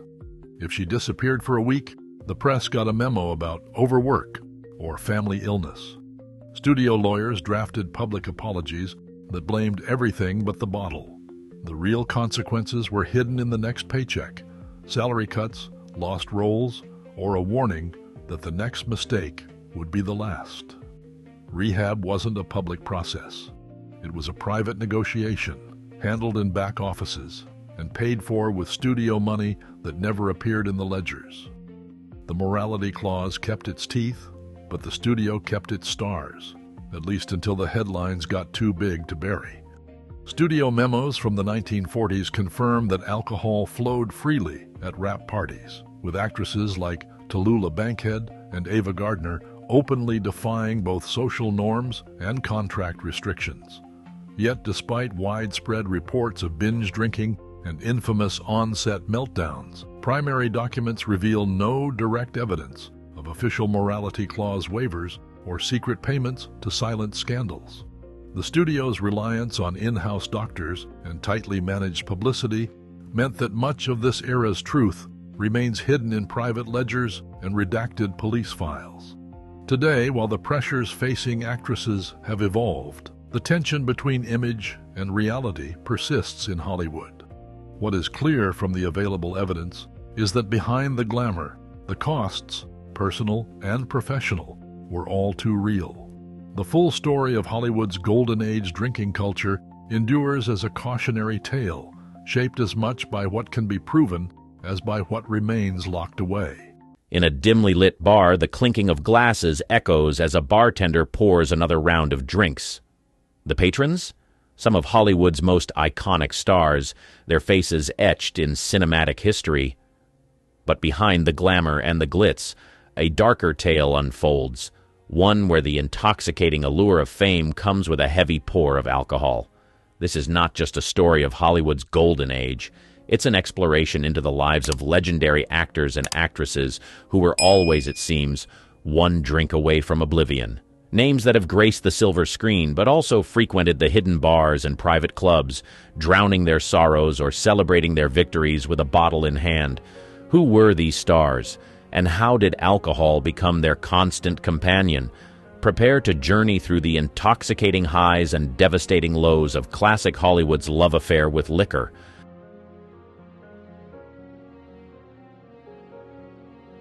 The golden age of Hollywood, spanning from the late 1920s to the early 1960s, was a time of unprecedented glamour and cinematic innovation. It was an era that gave us immortal classics from Gone with the Wind to Casablanca and stars whose brilliance still lights up the screen. But as the film reels rolled, so did the bottles. Whiskey, gin, champagne, you name it. Alcohol was more than a prop. It was a character in its own right, a liquid courage that fueled the industry both on and off the screen. In a society recovering from the Prohibition era, Hollywood became a sanctuary where the drinks flowed freely. The end of Prohibition in 1933 coincided with the rise of talkies and color films, and as Hollywood found its voice, it often found it slurred with alcohol. Movie premieres were extravagant affairs, not just showcasing the latest cinematic masterpiece, but also the finest cocktails of the time. After parties were legendary, not for who you could see, but for what you could drink. Yet this wasn't merely a reflection of the times. It was a mirror to the souls of those who inhabited this glittering world. The social norms of the era didn't just permit drinking, they celebrated it. A martini wasn't just a drink, it was an accessory, as crucial to a star's image as their tailored suits or designer gowns. But as the flashbulbs popped and the fans screamed, few paused to consider the toll this lifestyle took on the very stars they adored.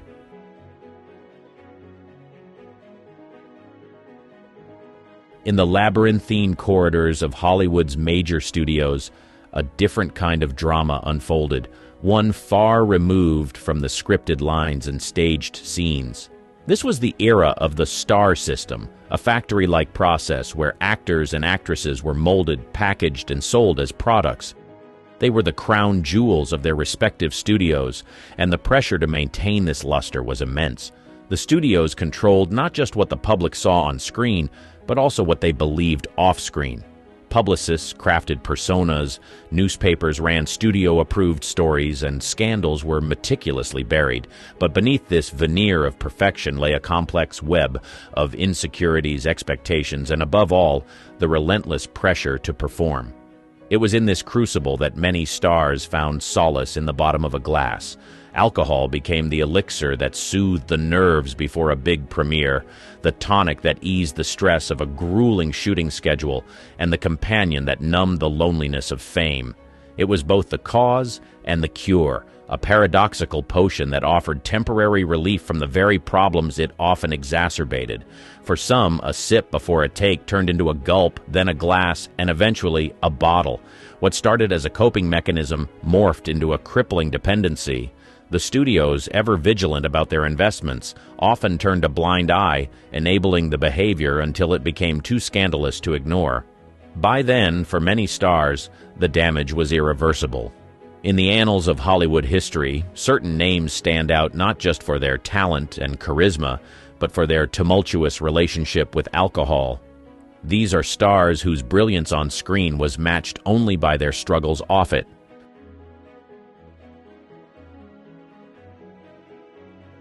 Humphrey Bogart, a name synonymous with classic Hollywood, was a man of many contradictions. He was the epitome of cool, calm, and collected on screen, but his off-screen life was anything but. Born into an affluent family in New York City, Bogart had a privileged upbringing that included the best schools and social circles, yet he was a rebel at heart, a trait that would follow him throughout his life and career. Bogart's entry into Hollywood was not meteoric. He paid his dues in minor roles, often playing the villain. It wasn't until Casablanca that he became a household name. With fame came the trappings of stardom, including access to Hollywood's most exclusive parties and clubs, where alcohol flowed as freely as the conversations. Bogart was no stranger to drinking. He had been introduced to it at a young age, but the pressures of stardom intensified his relationship with alcohol. In a career that spanned over 3 decades, Bogart was nominated for 3 Academy Awards, winning 1 for The African Queen. But these accolades came at a cost. The roles he played were often intense, requiring emotional depth and vulnerability. To cope with the stress, Bogart turned to scotch, his drink of choice. It became a ritual, a way to unwind after long shooting days and even longer nights of socializing. His first 2 marriages, to actresses Helen Menken and Mary Phillips, ended in divorce, and his drinking was cited as a contributing factor. His 3rd marriage, to Mayo Method, was a turbulent affair marked by heavy drinking and public fights. They were known as the Battling Bogarts, a moniker that captured the volatility of their relationship. It was only when he met Lauren Bacall, his co-star in To Have and Have Not, that he found some semblance of stability. Yet even this relationship couldn't curb his drinking habits. Bacall often spoke about Bogart's 2 personas, the charming, loving husband and the belligerent, often morose drunk. As the years passed, the toll of constant drinking began to show. Bogart developed esophageal cancer, a condition exacerbated by his smoking and drinking. Despite surgery and treatment, he passed away in 1957, leaving behind a legacy that was as celebrated as it was cautionary. His death was a wake-up call for Hollywood, shining a spotlight on the perils of alcoholism that plagued the industry. Yet, for Bogart himself, it was a tragic end to a life that had oscillated between cinematic brilliance and personal turmoil.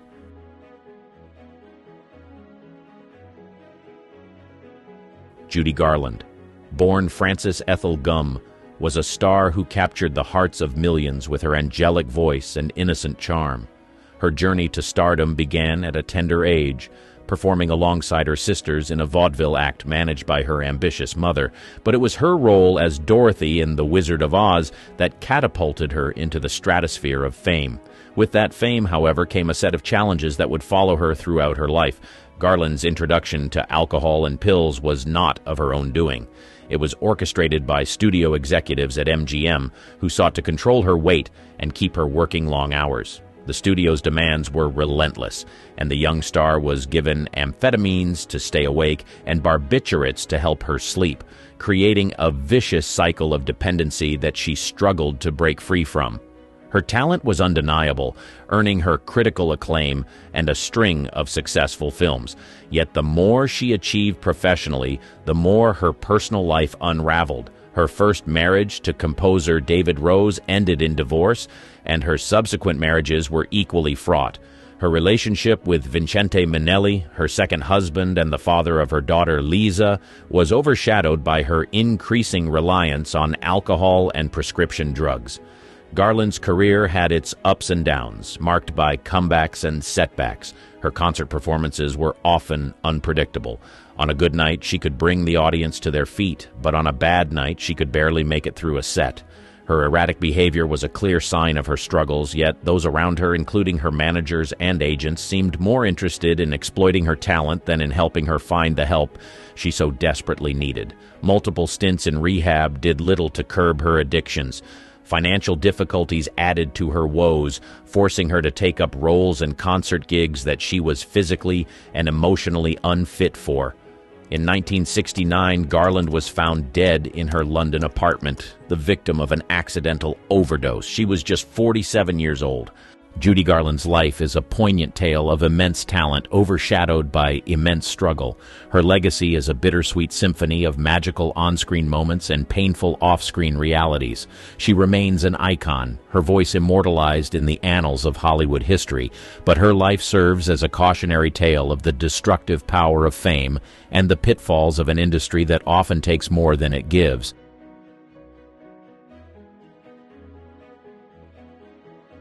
Richard Burton, born Richard Walter Jenkins Jr., was a force of nature both on and off the stage and screen.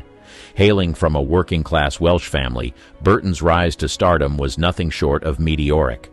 His talent for acting was discovered early, and scholarships and mentors helped him hone his craft. But it was his voice, deep and resonant, that became his signature, captivating audiences, whether he was performing Shakespeare or starring in a Hollywood blockbuster. Professed wish to see the Imperial War Museum destroyed. Burton's love for literature and poetry was well known, but so was his love for alcohol. His affinity for drinking began in his early years, perhaps a coping mechanism for the hardships he faced growing up in a coal mining town during the Depression era. However, as his star rose, so did his consumption of alcohol. Burton was a man of extremes, and his drinking was no exception. He was known to consume bottles of vodka a day, a habit that he himself described as nihilistic. His first marriage to Sybil Williams was strained due to his drinking and alleged affairs, but it was his relationship with Elizabeth Taylor that became the focal point of his life and career. Their love was the stuff of legends, passionate and tumultuous, marked by 2 marriages and 2 divorces. Alcohol played a significant role in their relationship, fueling both passionate love and heated arguments. Burton's career was a roller coaster of highs and lows.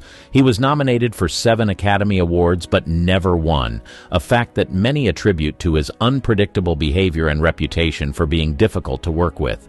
His roles in films like Who's Afraid of Virginia Woolf and Equus were critically acclaimed, but his performances were often overshadowed by his off-screen antics and publicized drinking.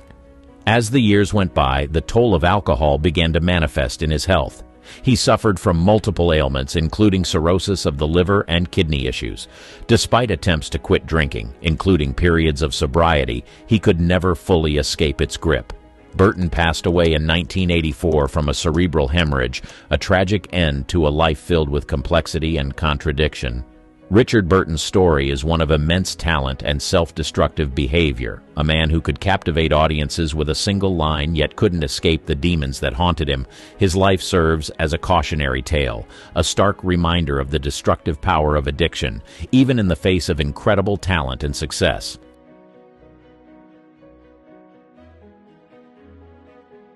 Ava Gardner, with her striking beauty and undeniable screen presence, was one of Hollywood's leading actresses during the 1950s. Born in a small farming community in North Carolina, Gardner's journey to stardom was a classic tale of being discovered by chance. A visit to her sister in New York led to a meeting with a talent scout, and before she knew it, she was signed to a contract with MGM.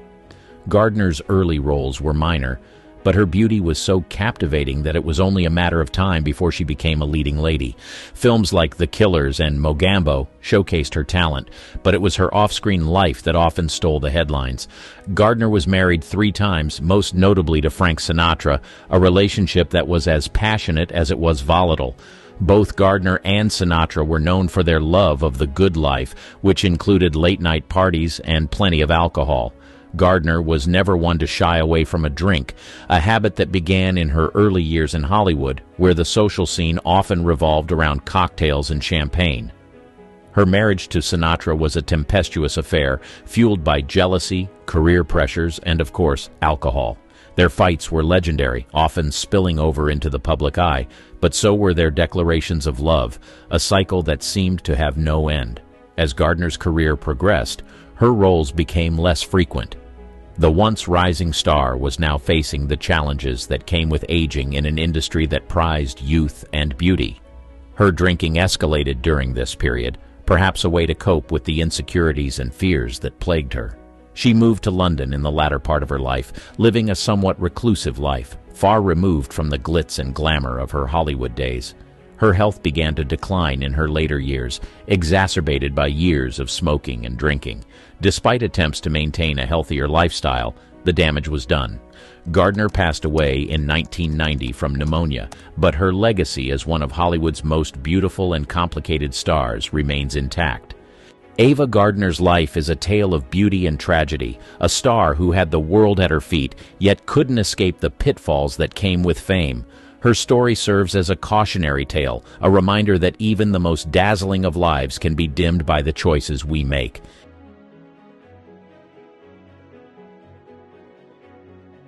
Elizabeth Taylor.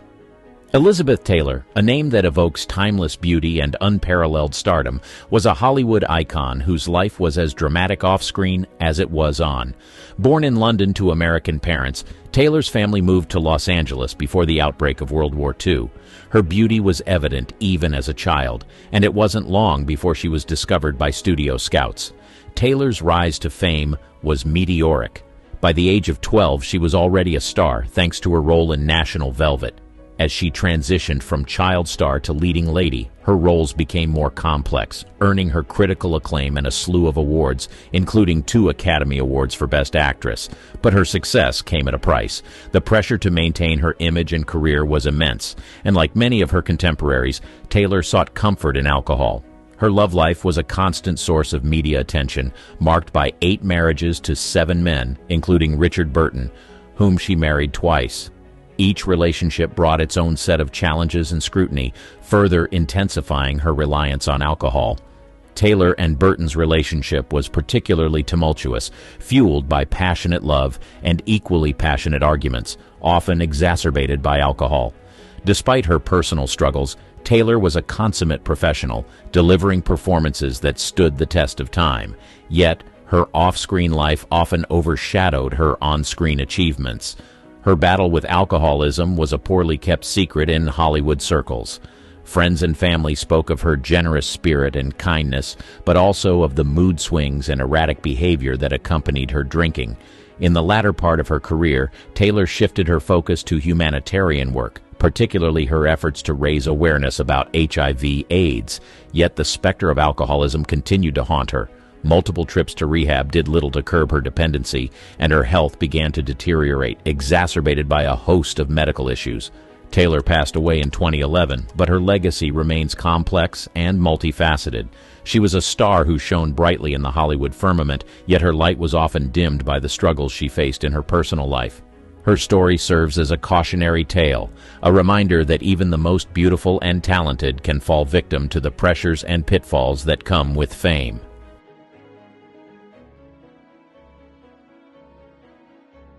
Dean Martin. Born Dino Paul Crosetti, was the epitome of cool in a time when Hollywood was defined by its larger-than-life personalities. Known for his smooth voice and effortless charm, Martin was a multi-talented entertainer who excelled in singing, acting, and comedy. His rise to fame was a classic rags-to-riches story, starting from humble beginnings in Ohio to becoming one of the most recognizable stars of his generation. Martin's career took off in the 1940s, but it was his partnership with Jerry Lewis that catapulted him into stardom. The Martin and Lewis comedy duo became a sensation, conquering stage, screen, and television. However, behind the laughter and applause was a man who found solace in alcohol. Martin's public persona was that of a laid-back whiskey-drinking charmer, a persona he maintained both on and off the stage. His drinking was often played for laughs, especially as part of the Rat Pack, the infamous group of entertainers that included Frank Sinatra and Sammy Davis Jr. They were the kings of Las Vegas, their shows a blend of music, comedy, and of course alcohol. But what many didn't realize was that Martin's drinking was not just part of the act. It was a coping mechanism for the pressures of fame and the complexities of his personal life. Martin was married 3 times, and each marriage had its own set of challenges exacerbated by his drinking. His first marriage to Elizabeth Ann MacDonald ended in divorce, with his alcohol consumption cited as a contributing factor. His subsequent marriages were equally complicated, marked by separations and reconciliations. As the years went on, Martin continued to perform, but the sparkle that had once defined his career began to dim.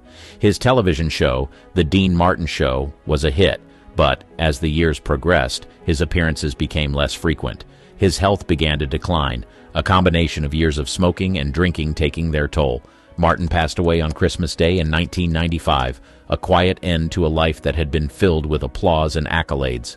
Dean Martin's story is one of immense talent, but also of personal struggles that were often hidden behind a facade of charm and humor. His life serves as a cautionary tale, a reminder that the glamour and glitz of Hollywood often come with a darker side, one that can consume even the most talented among us.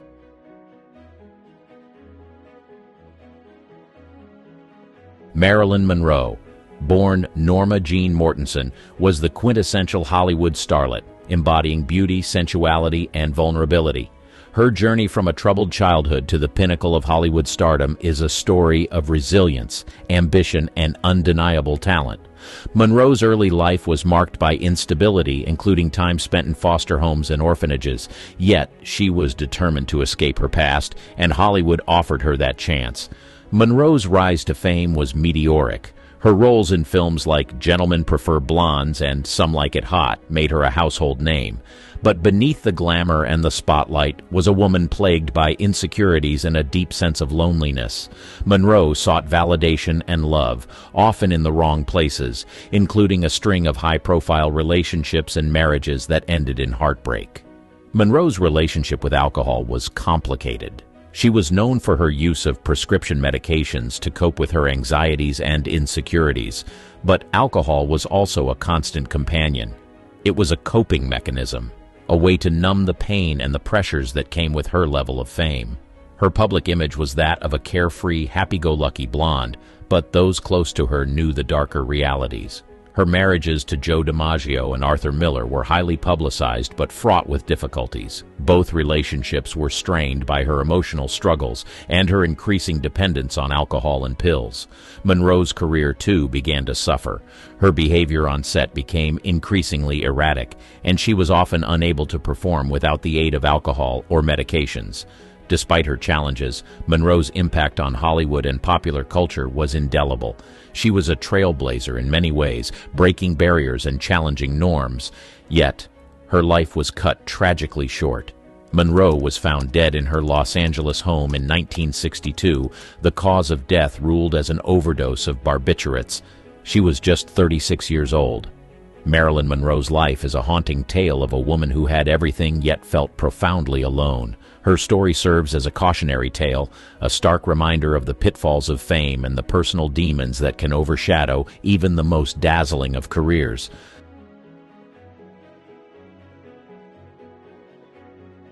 The allure of Hollywood often masks the harsh realities that its stars face. For Humphrey Bogart, Judy Garland, Richard Burton, and Ava Gardner, their struggles with alcohol were not isolated incidents, but rather symptomatic of a larger issue that plagued their careers and personal lives.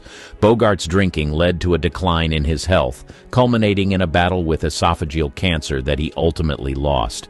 His relationships suffered, and while he found some semblance of stability with Lauren Bacall, the specter of alcoholism was a constant presence in their marriage.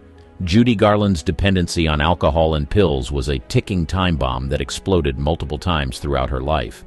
Her talent was undeniable, but her addictions led to erratic performances, unreliable behavior, and ultimately, a premature death. The industry that had once adored her turned its back when the going got tough, a tragic end to a life filled with so much promise.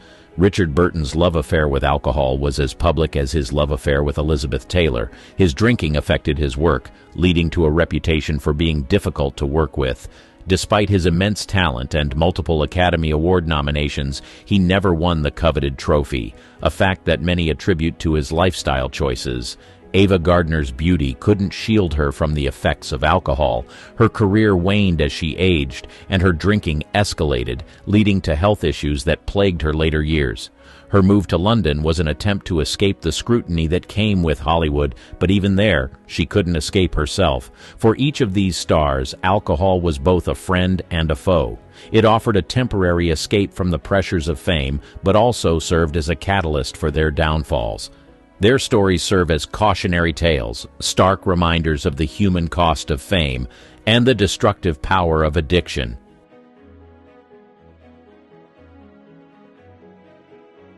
In the annals of Hollywood history, the names Humphrey Bogart, Judy Garland, Richard Burton, and Ava Gardner will forever be etched in gold.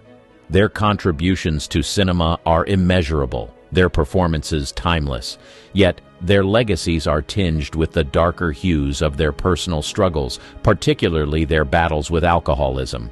These stars left behind a body of work that continues to be celebrated, but their stories also serve as cautionary tales.